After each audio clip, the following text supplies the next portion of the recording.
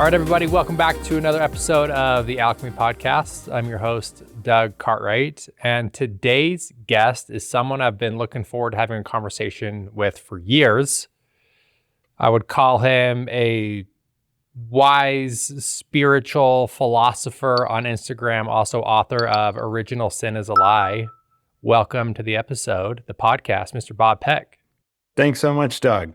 Glad to be here. Yeah, we're friends from way back, and I've loved your work over the years as well. And spiritual gram, game strong. Yeah, out here. Truly. You know, we met in 2000. I think it was 19 at Meta downtown Austin through our mutual friend Melina. That's right. She lived in the same apartment complex as me, and brought me over to Meta, and we connected, and we kind of always stayed in touch. And then, we started to follow each other on social. And one thing that I've always loved about your social, we speak the same spiritual language. It's very much kind of big picture spirituality. The kingdom is within. We've got kind of these mentors along the way. We both have, I think, good relationships with Christ and multiple religions, whether that's Hinduism and Buddhism and Christianity. And I think we both see the world as they all kind of merge into one. But one thing I really appreciate is there was this phase of Instagram spiritual influencers, and some of them were so bad. Like, it was just like so cringy. But, you're one of the few guys I'm like, oh, Bob's speaking truth. You're speaking truth on the gram. Well, thanks, man. I appreciate that. It's because I've sledgehammered myself for so many years now. Or the false self. Hopefully not the real self getting too much damage, but yeah, no, I appreciate that. I think we've talked a lot about Ram Dass being like a huge hero to us, and like, Alan Watts and like these guys that kind of are having a good time.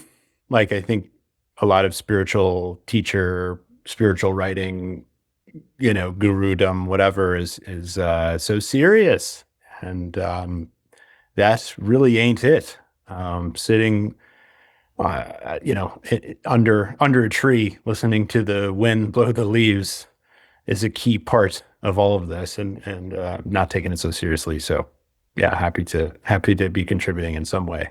Yeah, it's inspiring. And so I'm curious I grew up Mormon, went on an LDS mission, did that thing, left in 2017, and almost had a little bit of a vengeance mentality. Now, years later, it's kind of evolved. I actually really love and appreciate the LDS faith and the Mormon faith, and I see a lot of truth in it now. And so it's kind of evolved. So I'm curious, from your perspective, what's been your spiritual journey? Because I know you're a Texan through and through, and so I'm curious what your trajectory has been. The Cosmic Cowboys, we're still around. There's still a few of us. Yeah, no, I guess I'm kind of lucky in a sense too, Doug. I think I've met so many people. My book is called Original Sin is a Lie. So it's a spicy title. And I think a lot of people had made the assumption that I came from a really tightly controlled, rigid institution. And thankfully that wasn't the case. I'm kind of looking back, I'm really grateful for a pretty open upbringing. My mom's side, Easter, Christmas Christians, to where I enjoyed going to church because we went twice a year. So it was beautiful, and we would get dressed up and sing songs that we didn't know the words to, and really had a special kind of connection there. I do remember I read about it in the book, I remember going to my friend's Baptist church. Like when especially in the 90s, if you sleep over at your friend's house on Saturday night, you better pack some nice clothes because you're going to church in the morning in Texas. And I just remember it was off-putting as 6 and 7-year-olds going and, learning about basically check the box, yes or no, on your belief in this man as your ultimate eternal savior. And if you don't sign on the dotted line, boy, it's not going to be a good situation for you. And I specifically remember feeling how preposterous that claim was back then. And then thankfully I went to University of Texas at Austin. I have a bachelor's in religious studies. So it's not a PhD, it's not an MDiv, but I do have my piece of paper from a lot of Bible classes, and it was very validating for me. I'm curious what inspired you to chase that, or pursue that might be a better word, especially having those experiences maybe turned off by going to church early when you're 6 or 7. What inspired you to pursue religious studies once you got to college? Yeah, my dad was kind of on the other side. He was like kind of your arc that you were talking about. And not to like patronize anyone, because I don't intend to do that, but it's almost become like formulaic in the sense of like this act one, act two, act three, act one, like rigid fundamentalism. My dad was an altar boy Catholic in Dallas, and teenager, left the church, college. He was like, he became like an argumentative atheist. He's a very strong-willed, solid communicator. And he would argue with people in the 70s and 80s about how preposterous it all is. And then my parents got divorced. They're still cool. It's all good.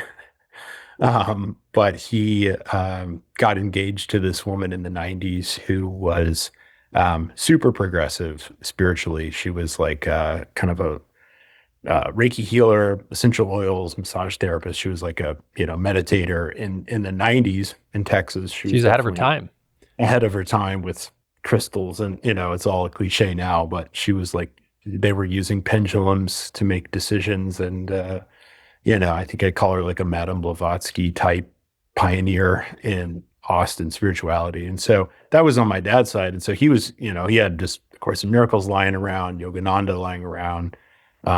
I've kind of taken it considerably further than he did, but that was my foundation. I was reading Living Buddha, Living Christ in middle school, and just really intrigued by the perennial philosophy, the connective thread, the connective truths between all faith traditions, and yeah, went to school for it. I went to school for film, and so I was trying to make movies. And when I was making films in college in the late 2000s, late aughts, everybody was making films about zombies and werewolves and stuff that was not that interesting to me. No offense, RTF class of 10, but all my electives basically were in Bible classes and Buddhism and Sufism and shamanism, and I was just like completely captivated.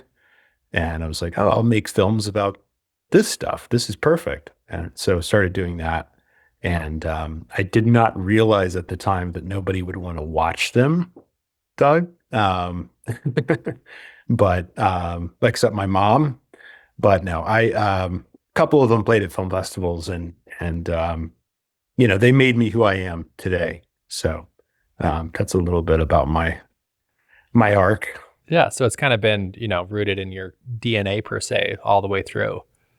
It's been a couple of decades now.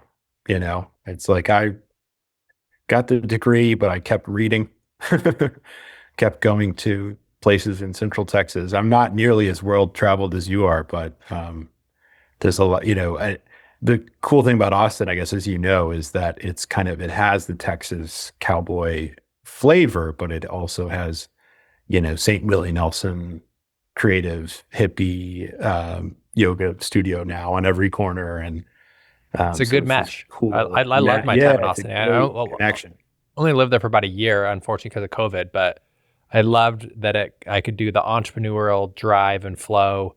There's Amazon and Facebook, and everyone was there. And then, I could also go do yoga and talk about psychedelics on the weekend as well. Yeah, absolutely. So, and it's kind of only expanded since then too. Yeah. So. I mean, I think so many of my closest friends are there. Yeah. Yeah. It's the headquarters for the psychonauts. Yeah, totally. So a question I have for you, Bob, so I don't know if you know this, but I'm kind of going through, so I grew up Mormon, and 2017, I kind of stepped away, but I remember I did an ayahuasca ceremony in 2017. And I'll never forget where I was like, I was so done with the Mormon faith. And like, I'm going to do kind of this psychedelic spiritual awakening, kind of falling into those traps. I almost would say it's a trap, is like you do psychedelics once and you think you figured it all out. That was me for a little bit. But I remember this ayahuasca ceremony where I was like expanding through the cosmos, and the ceremony, the trip was winding down. And kind of right as I was coming out of it, I got this really crystal clear insight and of Christ, and Jesus was in my ayahuasca ceremony. And I remember being so confused because I was like, why is Jesus in my ayahuasca ceremony? They're two. Why is he here? Yeah, well, like it's literally like, why is he here? Like two completely in my head, there were two separate things. Like Jesus and psychedelics don't mesh. They're two different things. And the church was wrong and they lied or whatever.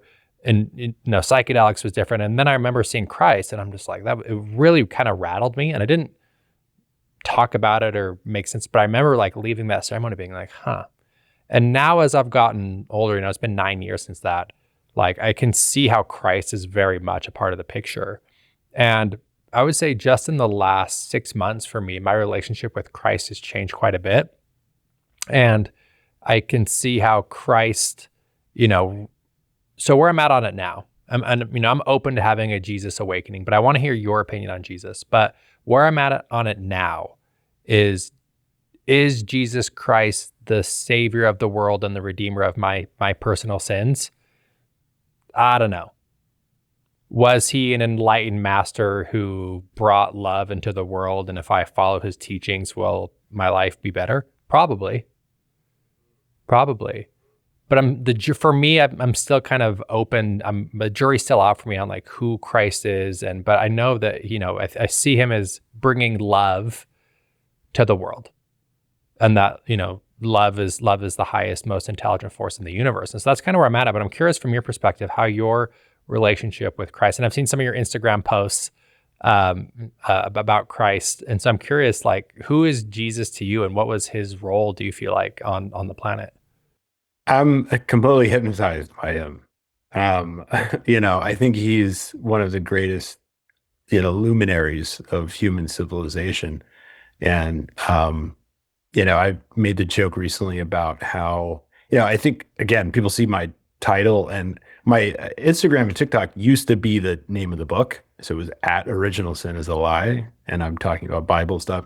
And so I was called some names, Doug. I'm sure. I'm sure I was told I was going somewhere. Yeah, I didn't even want to read the comments many times. And no, and a lot of them were in all caps. And no, I think I kind of surprised people by basically saying, "Oh, well, no, he's not the issue. It's the institution. It's essentially that. It's really the premise for the beginning of my book is that." He was this awakened human who essentially undoes the ego, undoes the separate, split mind, and sees in perfect, unconditional oneness everywhere he looks.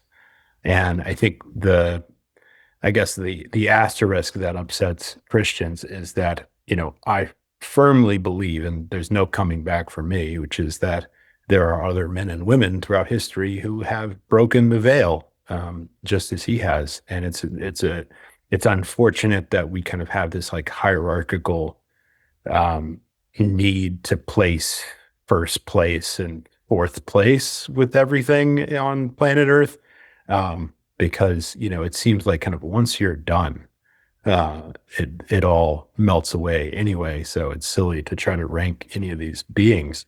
But no, I believe he is, he's as good as it gets. And he's working within the Jewish tradition. He's using Jewish language and terminology because he's an ancient Jew, and he's talking to Jews, and he's trying to help them. Essentially what he's doing, Doug, and I think what the best spiritual teachers do is they're myth busting, right? They're myth busting the existing societal paradigms that kind of become wooden in a sense. He's calling out religious institutional hypocrisy in the ways of how some of the Pharisees are acting in kind of their kind of televangelist, show-offy emptiness of their practice. not unlike the Buddha. I make the comparison in my book as well about, uh, the Buddha is essentially doing that with the ancient Vedic tradition. By the time the Buddha comes around, the ancient Indians, there's a great moment where he comes upon that in the ancient Vedas, there's a lot of fire worship. It's a lot of kind of like the ancient Jews have a lot of water purification. The ancient Indians have a bunch of fire ritual. And these guys are arguing over kind of how to set up this funeral pyre and how to set up how how to stack the wood and the fire of it. And the Buddha kind of becomes annoyed almost, and he says, "The fire is anger. The fire is lust. The whole world is on fire. You're missing the point, essentially.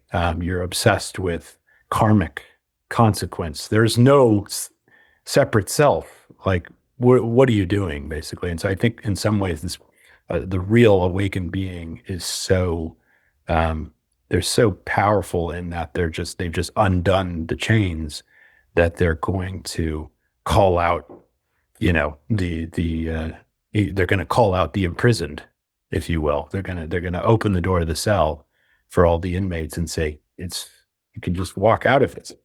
You don't have to stay in there. So, yeah, I could go on for hours, but that's what I'll start with. Yeah, and I think, as I sit with my relationship with Jesus, and I also have other relationship with, Buddha and Krishna, and, there's a lot of really high beings over time. And one thing that was really surprising to me, where I had a little, so about a year ago, and I don't know, I'm sure you've seen this before, but I call it my Ram Dass awakening, where I really got into Ram Dass about a year ago. And just my obsessive autistic brain like gets really obsessive, and I just devour his work. And, yeah, I mean, Ram Dass for me is as good as it gets. And I mean, even this morning, right? But I had radiation this morning before I went in, and I take a walk around the park and I listen to a Ram Dass lecture every morning. It's beautiful. But when I first got into him, there was this moment of like excitement, and he's a great teacher. And then as you dive in deeper, it's when I first learned about someone like Maharaji. And there was like this almost feeling of like pause of like, wait, what? Like 1960s, 1970s, there's a holy man who's this high who can read minds and is like, has these powers. Like, is that real? And then as I dove in deeper, like it seems like Ram Dass really worshipped Hanuman, who's like a monkey god. And so the natural version of me, the Mormon in me, is like, whoa. I just went from Mormonism to now there's a spiritual man in the 60s who can read minds and they worship a monkey. I'm like, have I gone crazy? Like, am I falling off the rails here? Is Ram Dass crazy? And so I don't even know what to make of that. And now it's been a year and I've kind of settled into it right now. But like, there was an initial part of me that was kind of like almost in disbelief that even 40, 50 years ago, there was these gurus in India who had, they call them siddhis, or these powers, right, that seem to break kind of your perception of reality. And it almost feels like, am I being hoodwinked? I couldn't tell. So I'm curious, like, how would you explain someone like a Maharaji or a Hanuman to someone who might not have any history or experience with that? Yeah, it's a great question, and it makes total sense that there was some resistance there. I've read so many of the Indian saint biographies at this point that kind of, again, there's no coming back for me. They all have these similar stories, and they have these similar characteristics. Again, kind of when you break the veil, so to speak, right? And maybe zooming out for a second, mystic philosophy and certainly Indian philosophy, but really world spiritual traditions have this concept of the veil or the illusion, or this idea that this world is a dream, comes up quite a bit with Rumi, for example, loves the dream image, and Yogananda called it movies were just coming out during Yogananda's life, so he loved the projector and the light on the screen as a synonym. That you use where you are, but I think the idea is that once you kind of become a lucid dreamer, within the dream, so to speak, you aren't as bound by the rules and the laws of physics, for example, as someone who is much more um, conditioned within that very thick net of Maya, of samsara. But it comes undone, and it's inevitably coming undone for all beings. Is a key part of mystic philosophy also.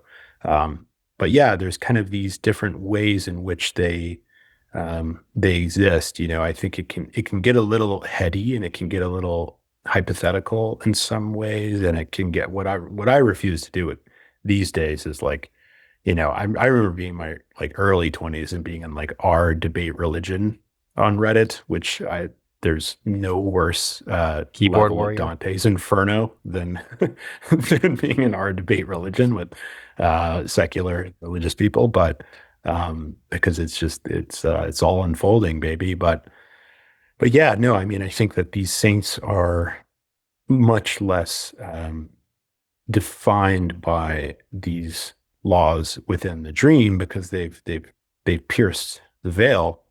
And also there are phonies. I mean, I think that we also have to be critical in certain ways as well. That's really the tightrope in some ways of the spiritual path is being open to Maharaji's miracles and being critical about, someone who's making those claims, in the current scene, in the current world. I mean, I personally believe there's, dozens, if not hundreds or thousands of awakened masters alive right now, and most of them we'll never know about. But yeah, no, it's tricky. Yeah. How do you yourself, use your own, is it through intuition? Like, how can you tell between someone who's phony holy and someone who's actually speaking truth? Yeah, that's a great question, and it's something I need to do more work or content on. But I think green flags are vessel vesselhood.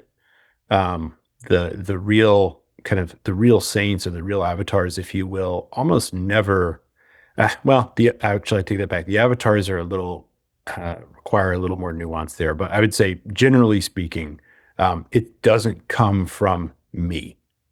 I'm just the vessel is the language you're looking for. I am just the transmission of the one, of the spirit, of the light, capital L. It's all synonymous to me. Um, the divine presence comes through me, but it's not me. And by the way, everyone's special. I'm not any specialer than anyone else. Those kinds of frameworks are very common. I mean, this is even just from like a data standpoint. When you look at kind of the real deal list of saints and their teachings and their ways of framing things, they're never talking about their own magnificence in that way. Even the what's called the evolution of the Jesus character in the New Testament. So you have four gospels. We have Mark, Matthew, Luke, and John in that order from a dating standpoint. Mark is around 70, 75. Matthew is right after that, 75 to 85. Luke is around 80 to 95. John is 100 to 120, right? And so there's a quote from a Bible scholar that says the Jesus of John would not recognize the Jesus of Mark, from a just a character way, that there's this kind of there's a failed miracle in Mark where he tries to heal a man's daughter, and he's unable to do it. That does not exist in John. By the time you get to John, he's the king of the world. He's this, perfected, powerful being, because that's the authors. The authors are increasing the kind of inertia of the Jesus movement, along with the character's powers. In Mark, he's misunderstood. He's kicked out of Nazareth. He's kind of this confusing desert wizard. He doesn't make sense in Mark as much, and that's all cleaned up by the time you get to the last gospel. So yeah, there's this tendency of the followers, there's a tendency of the believers to, it's called hagiography, to kind of embellish things. So there's a lot of ways to be critical about it, but I will say, I think the direct disciple stories. There's this line from Dr. Larry Brilliant that I love, actually, about Maharaji. So Larry Brilliant is a super famous American scientist, and he was an early investor in Google. He worked with the World Health Organization. He helped cure smallpox in India and in the developing world. He was a Maharaji. There's pictures of him with a beard and hanging out with Ram Dass in this, and now he's this very distinguished person. Yeah, he was like a dirty hippie, basically, who went to India. And there's funny stories of him, Maharaji, but one of his quotes was, he said, of course, Maharaji loved everybody. That's what saints do. He says, what was so kind of unmistakable about my experience with him, the reason he's still at my altar all these decades later, is because when I was near Maharaji, I loved everybody. It was a transferable quality. It was this kind of generator quality of love that just emanated from this being. And I think that's how it works. I think that's how it works when you undo the ego and you're the fully realized self, self-realized, is kind of Yogananda's framing for it. There's also, I'll give you this image and I'll stop there, but there's a great image from Brother David Steindl-Rast, who is I think he's a Benedictine monk. Anyway, he's a Christian contemplative. And he said, all religions come from mysticism. He said, it's like a volcano. The volcano explodes, and it's this immense power. It's this immense, unimaginable level of, pure, just vivacious energy. And it comes down the mountain, and it slowly cools. And then after centuries, it becomes cold, dead rock. And he said that's kind of how these religions all take place. They all come from a man or a woman of just immense, undeniable power, compassion, and insight. And, eventually they leave the body. And then the disciples do their best. And then the disciples of the, so many generations later, you lose proximity to that initial real thing. Yeah. And if you think about, like, in a volcano analogy, that lava does, when it explodes. And if I, look at my relationship with God and soul and divine and religion and spirituality, to me, all the religions, if you had to name that lava, it would just be capital L, love. I feel like that's what Jesus was trying to portray. That's what Buddha was trying to portray. That's, Maharaji's whole thing was just love everyone, serve everyone. And so to me, having, it's really not that complicated. Yeah. It really is just love. It's just love. I had a really powerful experience when I was in the hospital after my brain surgery, and kind of had these really interesting visions of just seeing, and I think a lot of it is because I was consuming so much Ram Dass too, but it was this idea of whatever is unfolding in front of you is the exact curriculum you need for the evolution of your soul. And you don't need to go search for it or find it, but everything's happening very intentionally for the evolution of your soul. And the one thread that connects everything and binds everything on the planet is love. Like, love is the universal thread, whether you're Hindu, Buddhist, Christian, whatever it may be. That's the one thing that ties everything together. And, as I've dove into my spiritual work, the teachers, you have different phases of life. You have different teachers, they come and go. And for me, a lot of my life, it was Michael Singer. I was a big Michael Singer guy. I went and visited him at the Temple of the Universe a couple of times, did my voyage there. It's now transitioned into Ram Dass. And I think as I sit with it now, I think the reason they resonated with me so much is because it was invoking a deeper feeling of love within myself. And that's how I knew that this kind of was my teacher. It wasn't because they had the greatest teachings or the coolest followers or the greatest ashram. It was that, oh, within myself, I'm feeling more love.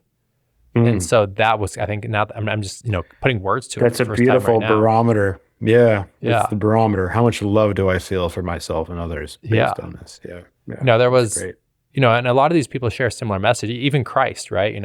Christ, I've been reading the Bible recently. I'm going to Jerusalem with my mom in October to Oh, do wow. a Nice. Jesus thing, Yeah, yeah, you are. Yeah. So I'm fired up for, Beautiful.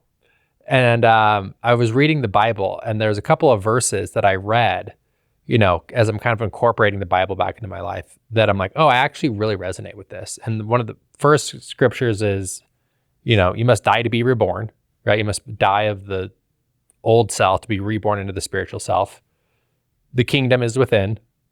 And then there was another one. I'm going to butcher where it was, but it was in my father's house there are many mansions. And it was like that one really hit. I'm like, oh, in God there are multiple layers of consciousness, and each layer of consciousness it all belongs. That was kind of the first time I'm like, oh, even the Bible saying that like everyone's one. It all belongs. There's space for all of it. And that's kind of what's kind of dictated my path a little bit. And even kind of top it off here, it was this morning when I was on my walk. There was a part of me, it's for the first time, having gone down the Maharaji and Christ and Ram Dass and everything, there was this moment I'm like, I'm facing stage 4 brain cancer. Statistically, odds aren't good. Like my life has a time limit that's different than everyone else's. Hopefully I outlive it and live a really long, healthy life. And statistically speaking, I probably won't. And I'm okay with that. And it was this first time where I was walking around the park before radiation. And I'm like, oh, there's a part of my soul, small part, but there is a part of my soul. It's like, oh, I get to go home soon. And there was like this moment of peace and excitement and love for that, of like, oh, this, I get to go home. And I'm like, and if it wasn't for the teachings of Christ and the teachings of Ram Dass and Maharaji and Michael Singer and Hanuman, right? My whole experience would be really different right now. Yeah. Wow, that's beautiful. There'd be fear and overwhelm and panic and distress, And so to kind of, I think, put a bow on this whole piece, it's like for anyone listening, the teacher or it's not what sect or what religion or what it is that you're following, but it's like what's happening inside of you is actually the parameter that to dictate, is this truth? Is this in alignment for my growth? Yeah. I mean, you're nailing it, man. And I think you have such a beautiful outlook and this is your, this is the grip of the challenge of what you're enduring is grappling with mortality in a way that is unique to your own experience. I think I hope it's okay when people say we're all good. I think I've said that a few times. We're all on a limited timer. We're worried about how much sand is in the hourglass, but yeah, we're all going back. And I've had that reflection recently. I've had a few people leave the plane recently, and kind of one of our a good buddy did so on his own accord this year. And we had a really nice celebration of his life, and I had a few drinks after to honor him. And, that kind of came up from my end, which is, there's a pretty great list on the other side at this point. It's getting better all the time, frankly. No offense, planet Earth, but there's a lot of killers on the other side here that will be nice to reconnect with in some way. And I share that sentiment with you. Obviously I have a 6-year-old, so I want to spend as much time with him over the next decades as I can. Hopefully I get that. But yeah, it's temporal, it's transitory. And I think, to your point, the East does temporary very well, much better than the West. The West we're the ostrich in the sand, head in the sand with mortality. And especially the Tibetans. I'm so I'm in kind of a Tibetan Buddhist Tibetan era. era right now. Yeah, which I highly recommend. So Been I familiar with them just for a long time, but yeah, yeah, I'm actually I want to I have questions for you on that because yeah, I just finished Being Ram Dass, which is Ram Dass's biography, and he talks about it in his phase when him and Timothy Leary were exploring so much in psychedelics that they found kind of Tibetan Book of the Dead and used it as a psychedelic guide, kind of rewrote it in their own words as a psychedelic guide. So I bought Tibetan Book of the Dead, haven't read it yet. It's next up, but tell us more about your Tibetan exploration right now. yeah. I had a funny moment. Like you have great content. You're getting folks commenting and messaging you. I'm sure. I've had a lot of interesting kind of engagement over the years, and something I was saying, I think it was on TikTok, and this guy goes, "Oh gosh, that sounds like Milarepa." And so Ram Dass mentions Milarepa a few times in a couple of talks, but he doesn't go into great detail with him. But so I remember having some awareness of this Buddhist saint.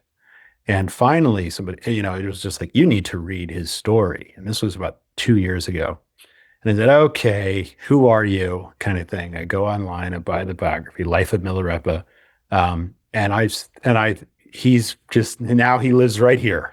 Yeah, um, he's a part of he you has now. them. He's a part of me now. He has this fascinating, and that's another thing, kind of with the Christian folks who are so, John, not John 3:16, John. Oh gosh, I can't think of John 4. What it's I am the way, the truth, and the light. No one comes to the Father except through me. Um, Christians just love that one, the exclusivity piece. And I'm going, well, yeah, but you haven't read Life of Milarepa yet, because once you do, or Ramana or Anandamayi Ma or Rumi, or all these guys haven't read the world luminaries. But yeah, Milarepa has this fascinating story, and I'll give you I guess I'll give you the shorter version for time, but essentially, he's born in the mountains of Tibet in 1040, so about 1,000 years ago. His father was a well-liked man in the community. He was a successful merchant, and had some money, was well-liked, and then died. And so he and boy Milarepa, his sister, and his widowed mother, um, all essentially become indentured servants to the evil uncle and evil aunt who take the late father's estate. And it's this kind of Cinderella story. One of the reasons Milarepa is so beloved is because it's just this Shakespearean narrative. And so he's essentially enslaved by his uncle and aunt for years. I think he was 7 when his dad dies, and he gets to be about 13, and his mother, who has just lost her mind, basically at the shift from going from kind of beloved rich man's wife to the slave of your in-laws. Um, she grabs 13-year-old Milarepa. She says, "Go off into the mountains, learn black magic, and take revenge." And I think she even says, "If you don't do it, I'll kill myself." And so, okay, mom, you got it. Also, he's not having a great time. So he sneaks off and goes off into the mountains. You go into the mountains 1,000 years ago in Tibet and hang out with some lamas, you're going to learn some powers. You're going to learn, so kind of relevant to our conversation earlier. He does. He studies for a little while with these. It's called the Bon tradition. So BON, there's an ancient kind of animistic, shamanistic religion in Tibet that predates Buddhism. That some of the relics of the Bon tradition is in modern contemporary Buddhism, but it's unique to Tibet. Anyway, he comes down the mountain. He learns some black magic. He comes down the mountain. There's a big wedding party for one of the evil cousins, and he calls a hailstorm. And this gigantic hailstorm comes and destroys the crops and destroys the house and kills 35 people. The evil aunt and uncle survive. They come back in the story later, but he's immediately filled with remorse. and goes off into the mountains to kind of to repent and find a real teacher and figure his life out basically. And so that's Act One. I'll give you the short versions, but Act Two, he finally meets this real Buddhist teacher called Marpa, and Marpa was a translator of Indian Sanskrit texts into Tibet. So what was happening in that period was the Muslim invaders, sadly, around that period were invading India and killing a lot of Buddhists. And so the Buddhists were kind of, essentially escaping to the north, to the Himalayas. And Marpa brought texts and methodologies from some great Buddhists. Tilopa and Naropa are in his line, who are very deep, non-dual Buddhists. So Marpa is a wealthy landowner. He has a family. He has a dream that the Buddha visits him. Dream spirituality is a big part of Tibetan Buddhism. The Buddha comes to him in this scene in his dream. And the next day, this kind of wandering, sad man, guilt-filled man comes to him, and they drink a beer, which is kind of cool, which was unexpected. I think I was having a Modelo when I was reading that. And Marpa is the classic kind of angry guru. He's very cold to Milarepa. Like I said, he's a wealthy landowner, so he has all these building projects, and he would say, build me a stone tower right here, stone brick tower. And he would, say, okay. And so he would start building this tower, and then he would finish it, and he would go, not right there, take it down. I said right there. And so he did that for 6 years. And so he's building these random buildings for Marpa, who has this kind of institution of his translated text and all this stuff. And finally, Milarepa goes, I got to go. This is ridiculous. I haven't got 1 ounce of teaching and so on. And Marpa confesses, and he says, it was all a ploy. I have immense love for you, and you are destined to, essentially break the veil, become a bodhisattva in your own right. Here's the teaching. Your karma was so black from killing 35 people, even though you didn't mean to or whatever you did. And so I was helping you release a lot of the negativity in your life, which is reminiscent of kind of Maharaji type stuff. The masters can see your mind, they can see your past and what you're carrying and what you need to do to get rid of it. So anyways, here's the teaching: go off into the peaks of the Himalayas and meditate. And he has many disciples. They all meditate in the monastery, but he gives specifically to Milarepa this prescription. And he's known as the mountain yogi. He spends about 12 years in caves in Tibet. We know what caves he meditated. Actually, one of the stone towers that he built for Marpa is still standing, which you can see apparently. And yeah, there's all these, and so that's Act Two. Act Three is the cave stuff. And he's by himself.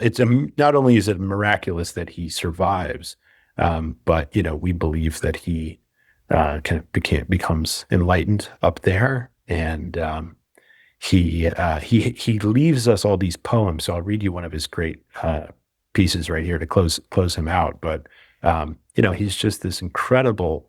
He has this incredible determination. I think what's so inspiring to me about him is he wants to become enlightened in this incarnation.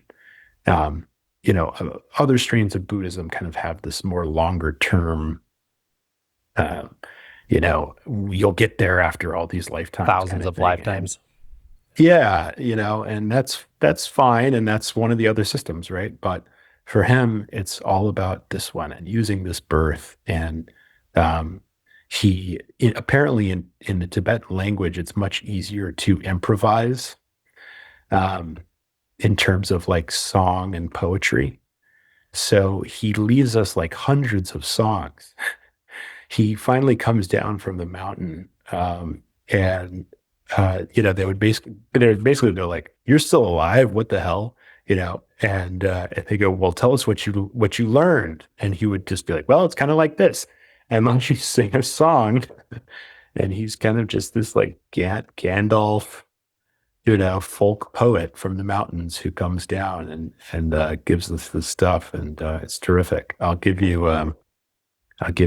one of my faves. He says, um, "All all worldly pursuits have but one unavoidable and inevitable end, which is sorrow.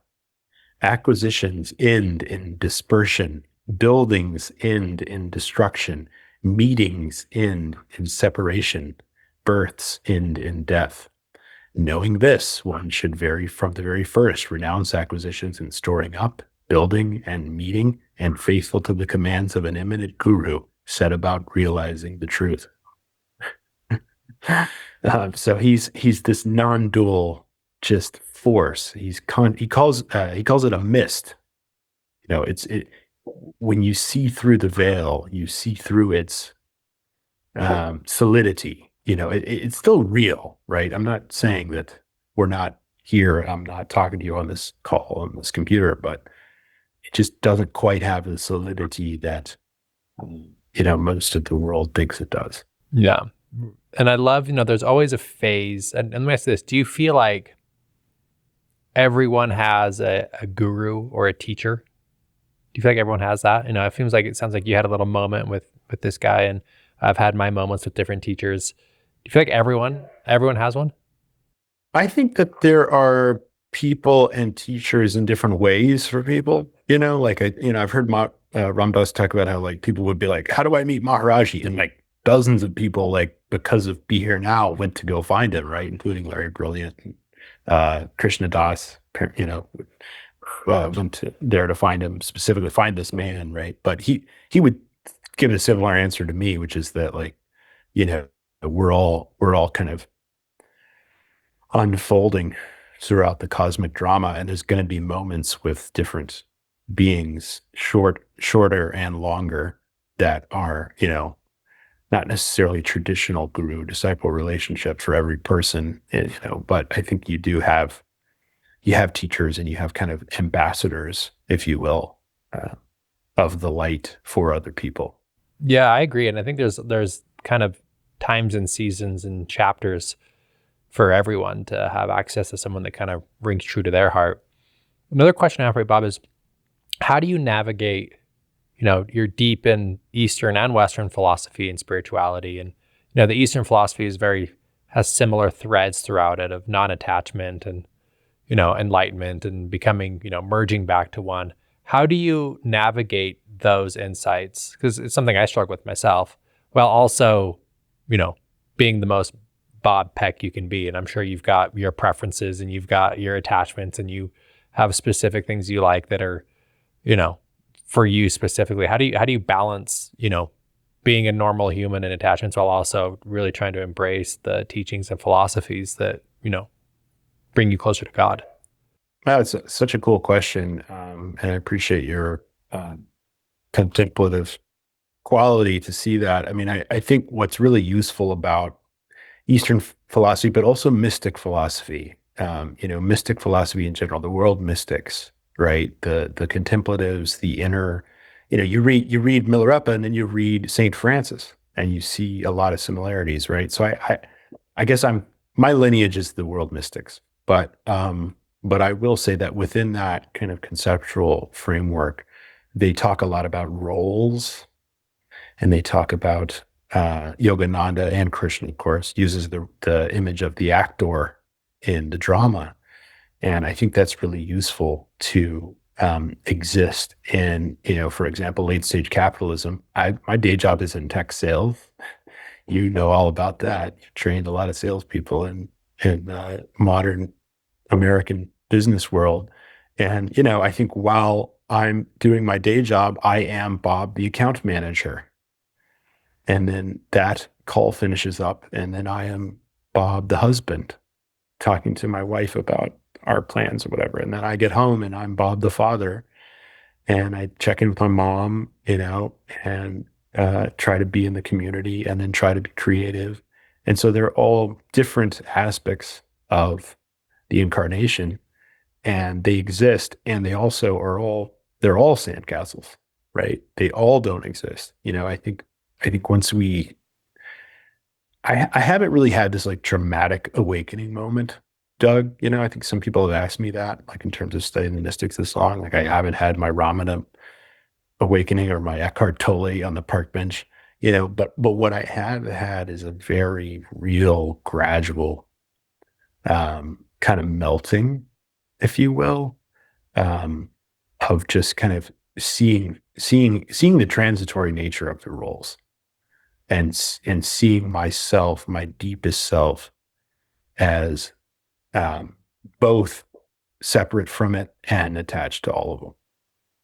And the paradox of it, right? Thank you. The paradox of it, the wholeness and the emptiness, and being in all. Nisargadatta says, "Love tells me I'm everything. Wisdom tells me I'm nothing, and in between the two, my life flows."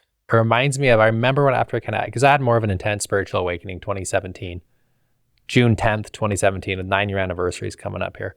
And I had this big time spiritual awakening. And from my perspective, and I share about this in my book, Holy Shit, We're Alive, where I believe I pierced the veil.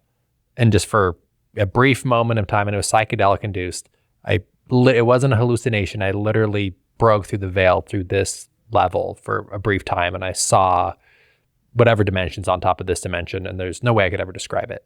However, I was at a stage in my life where spirituality just wasn't a part of my life. And so I was just so overwhelmed by it that I went on this voyage of like, I've got to go figure it out. Like, I've got to go solve the problem. I remember that. That was our conversation initially, was you had been all over the world. Yeah. Right? Yeah. I'm going to Bali. I'm going to Nepal. Like, where can I go find, who has the answers? As Ram Dass says, who's the map, who's the map maker? And so I'm trying to figure it out. Shortly after, maybe a year or so after, I remember being in a meditation, and I was in this really deep meditation. And in the meditation, I have this vision where I died. And I returned back to whatever you want to call it, the source, the hub, kind of everything. And I remember having this feeling of like, oh, where I'm at is eternal. It always has been. It always will be. It never wasn't. But I wasted my limited time as Doug trying to find something that was infinite. And what a waste of being Doug. And it was in that moment where there was kind of this aha of like, oh, the most spiritual thing I can do is go be Doug in the fullest, maximize Doug. And what does Doug like to do? Oh, I like to play golf. I like to watch college football. I like to go to my sister's house for a pool party. I like to visit my mom. I like to go on a hike, right? Like, I like to go on first dates with cute girls that I met at a friend's house, whatever it may be. And I'm like, oh, that's actually the most spiritual thing I can go do, is go fully maximize my Dougness, because it's limited, and I'll come back to this eternal hub again, and it'll be kind of a fun experience. And it reminds me of the words you've used to be like being the actor in the drama and the role you're playing. And more so than ever in my life right now, I'm really feeling it. Like, again, on my walk this morning, I'm like, oh, I got to go home soon. And then in my head, it's like the puppet show will end. The puppet show is going to come, the curtain's going to fall, and I'm going to get pulled off the stage here, hopefully now for a couple more years. But that's a reality. And so, when you say that, the response, it really reminded me of like, yeah, this is the most spiritual thing you can do, is just go be yourself. Yeah, no, absolutely. That's it, man. I mean, I think you're tapped in, and you have the best view of this whole situation that you're enduring. I think, yeah, there's like, and I love how you've put a lot of your content too recently about like, I think it's very courageous of you. And I think you've shared like some of the fear, and you've embraced the natural reaction of it, because otherwise you're bypassing it. Right. And that gets called out, I think rightfully so. And in spiritual world, I think we're in this place where, I put a poem out a couple of years ago that resonated with people, where it was like, I'm love and light and pain and darkness. It's like the love and light sometimes get the accusation that, well, but what about Gaza? Or what about the hungry people on the side of the road? It's not all flowers in the meadow. And yet we can't let the suffering of the world prevent us from appreciating the flowers in the meadow. I refuse to fall on either side of the tightrope. Um, I don't want to minimize or patronize suffering, and at the same time, I refuse to, be governed by it, in a sense, because the point is to transcend it. But it comes from a place of deep embodiment and deep, um, sitting with it and experiencing all those emotions. So yeah, I'm right there with you. I think doing it. What you were saying earlier about love, and this might be funny to you as like a sales coach, and like especially someone who's worked in kind of productivity and optimization, and I think a lot of that movement has been useful for people, and I think also we've not all of it has. For example, I'm kind of a big ideas guy. I know I'm a decent writer. I like to have a good time. For example, I'm going to have a beer and go to the pool down the street here with my in-laws in a minute, my wife and child. And, I am all those things, but sometimes I discipline and like systems building and kind of the ambition that I have for some of this work. Um, I am self-critical sometimes. And recently, one of the, I guess, sentiments that come up is, can't I just love my way out of it? Or can I just love my way through it? And I think what I've realized, instead of kind of like having this tight self-governing view that I think is a byproduct of some of the kind of optimization world, the mystics kind of have this much more playful, loving unfolding. And what I've noticed is the more loving I am, the more the things get done. So anyway, that's like kind of a newer reflection for me, but relevant to your world big time. Totally. I think it reminds me of that Ram Dass quote. Says it's the most exquisite paradox. By wanting nothing, you get everything. And just being rooted, and Maharaji would say that love truly is the most powerful force in the universe. It's more powerful than money or, all that. And so, yeah, I think, loving yourself way through it, that's when it seems like you're just finding alignment. When you're rooted in love, you're aligned. Yeah. I mean, I think a lot of these tools are really useful, figuring out your system, figuring out what works for you. But, for me, it's like whack-a-mole. It's like I feel like I kind of continually keep struggling with each one or each new one, or I want to build the next one. And it's like, no, I just need to accept myself and love myself and love others and watch it all unfold, much more easily. Well, I think you're doing a great job, Bob. You're inspiring to me. I love your work. You're great. Anyone listening, follow Bob on Instagram. He's an incredible follow. Your content, Nick Thanks, hits brother. it every time. Thanks, man. Right back at you. Yeah. So it's okay if you haven't read my book, by the way. I've not read it. Yours. Yeah. Okay, fair. We'll quiz each other on our books in 3 months. So I haven't told anybody this, but there's a chapter in there, and it's about meeting you. Mm. Is there? Yes. There's a chapter about me in your book. Nobody knows that it's you. Wow. I don't think until this moment. Wow. Maybe. Yeah.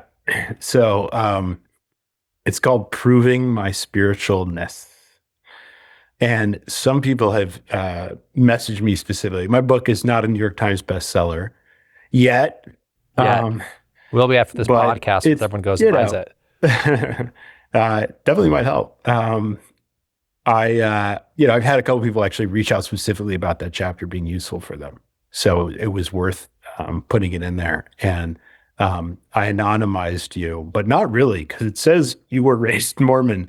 And it kind of does sum you up a little bit. Wow. I'm excited to go read it. So I'll just give you the gist, which is we met at Meta, and essentially the way I frame our meeting is you had this which is a true reflection of our first hang, actually, and then we had a second lunch, I think, a couple days later. But the first time we met, you just had this incredible story. You were raised Mormon. You had a very driven, ambitious period in your 20s. You were extremely successful. You made a lot of money. You made millions of dollars, and you set what your mind was able to achieve. And the way I say it is, around that same time, I was a broke waiter reading Yogananda. Um, and you hit the material world emotional wall. You wound up in the Andes and saw through the fabric of reality with a few cups of ayahuasca, breaking you out of your corporate career, meeting teachers and shamans and so on, and how impressive that story was. And I say, except that while he spoke, I kept noticing the thought that I had to prove my spiritualness. He's older than me. He's taller, a successful entrepreneur. Those things must have added to this awful line that came up, which thankfully I did not let come out. While you were in sales, I had been meditating for 8 years. I said, that's ego, friends. There's nothing loving about that thought, but up it came. The ego is always comparing. It, after some reflection, it came out of a feeling of inadequacy in comparison to material success. So anyway, I go on, but I basically had this sense of like your story was so impressive and you were all over the world. You had made all this money and then you had kind of that had catapulted you into the spiritual search. And so I just a lot came up in that, and it was really fruitful for me to work with that. And ultimately the conclusion is basically saying how sitting with that, how much I actually became to appreciate your journey and mine and see ourselves both in this kind of collaborative way and saying, oh, well, I can cheerlead this guy's incredible, impressive, A to Z transformation.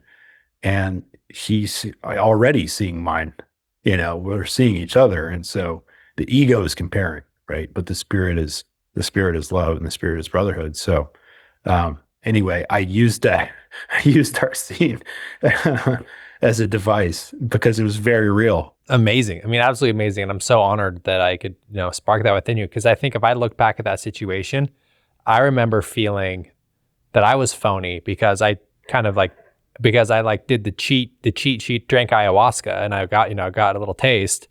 And I'm like, oh, but there's no depth to it. Like, this guy's read the books. He's done all the meditation. I'm like, I'm not there. I'm not even close to being there. I got a sneak peek because I drink a cup of ayahuasca. I haven't done the actual real work. And I remember thinking that too. It's just funny how we, our ego wants to compare and yeah, that's the ego mind. There's always somebody, else. When I was first starting to do content, and like yoga, my first film is called The Kingdom Within. It's about Yogananda and essentially Yogananda's reads of the Bible, which are extremely deep and highly recommend, especially as you get back into your Jesus phase. Read the Swamis on Jesus because they really get him. My film, I did license it to Gaia. So that was like my big early creative spiritual world success. I think it was in 2015. But it didn't really get out there. I couldn't make a living full time doing it, whatever. And then I would see like there was a younger guy who was like doing yoga content and blowing up onto, and it was like, this guy, he's been doing this for 9 months or whatever. I toiled for 5, that's the ego's voice. It's like what you deserve and how you compare to other people and so on. And so, I think, yeah, there's always Maya. I guess to your point earlier, you brought this up earlier about like what's presented directly in front of you is this perfect curriculum that's calibrated to your, psychometric qualities, your karmic qualities, with this math that is beyond comprehension. And so just trying to stay aware of that. It's perfect. It's absolutely perfect. It's perfect. It's perfect. And not everybody wants to hear it, by the way. Yeah. And what I'm learning is that perfect does not mean pleasant or in alignment with your preference. Perfect does not mean your preference, and it doesn't mean pleasant. It just means perfect for the divine order. Well, Bob, you're the man. Hey, likewise, man. I'm really so glad we were able to have this conversation finally. Yeah. I could talk to you for hours. you're a wealth of wisdom, and I just want to go deeper with you, and because you've gone a lot deeper than I have as far as the intrinsic details of a lot of this stuff, and so I really appreciate you jumping on and sharing your wisdom. And for those that do want to give you a follow, what's your Instagram and where can they get your book? Yeah, thanks so much, Doug. Really appreciate our friendship and all your wisdom and your insights and your heart and the service that you're providing. It wasn't a big surprise that you were doing, you know, you're doing the app, you're doing the sales coaching, you're doing material and books and podcasts that are all seva for the rest of us. So gratitude for that. Yeah, I'm Bob Peck, and that's how you can find me on the internet. If you're in Austin, come to find me under a tree at a picnic table at a dive bar. And I'll probably be telling Milarepa's life story to uninterested people drinking Modelo's. So yeah, no, I'm working on the next book and a few other fun ideas. I'm always cooking up something, but yeah, Instagram, TikTok, Substack. I'm trying to post again more on there, but yeah, much appreciated, my friend. All right, brother. Appreciate it. Thanks for being on. Awesome. Talk soon. See you, bud.